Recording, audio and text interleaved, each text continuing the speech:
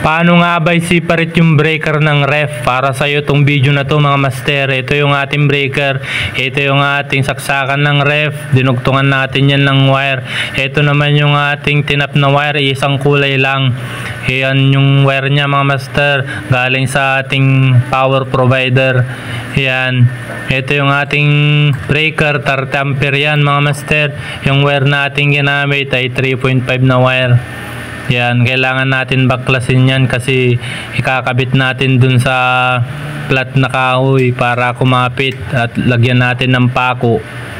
Yan yung magsisilbing kapitan ng ating breaker. Dilagay natin dito sa malapit sa ref para abot yung kanyang saksakan.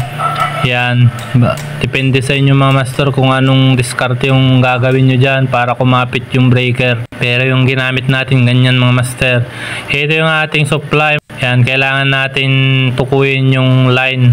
Yung line mga master o yung live, dyan natin nalalagay. Kung nakaharap sa yung breaker, gawing kaliwa. Yan naman yung neutral, gawing kanan kung nakaharap sa yung breaker.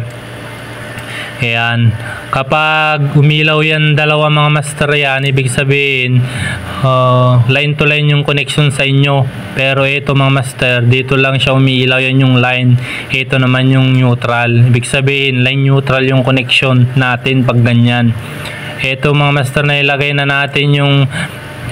natin yung saksakan ng ref. Kahit magkabaliktad na dyan, okay lang.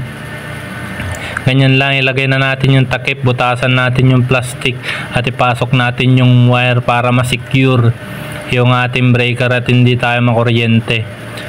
Sa mga baguhan o nag-uumpisa pa lang na magkabit ng ganito lang yung gawin nyo mga master.